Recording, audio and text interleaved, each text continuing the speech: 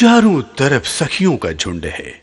वर पक्ष वाले घूंघट के सामान लिए मौजूद हैं।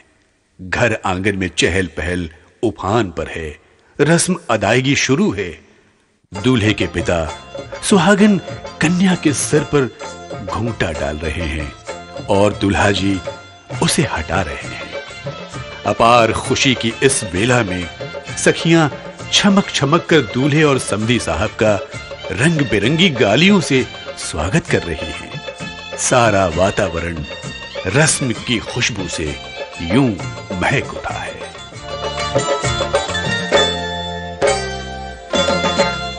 घूंघट में चीखी ले ले रे घूंघट में, घूंघट में चीखी ले ले रे घूंघट में।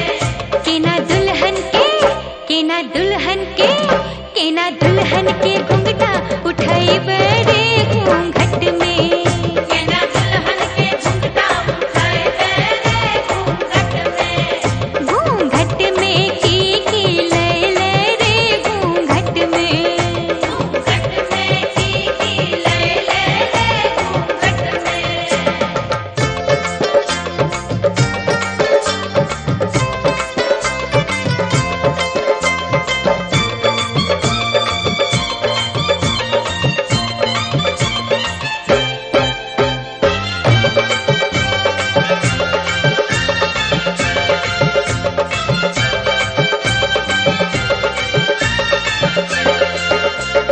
अंगूठी जे ले ले मंगटी का, अंगूठी जे ले ले मंगटी का। नाच बिना लागे छै सब कुछ फीका, नाच बिना लागे छै सब कुछ फीका। अंगूठी जे ले मंगटी का। नाच बिना लागे छै सब कुछ फीका। काहे ले ने, काहे ले ने, काहे ले ने बहनी नचावे घूंघट में। काहे ले ने बहनी नचावे घूंघट में। घूंघट में की ले रे घूंघट में, घूंघट में की ले रे घूंघट में।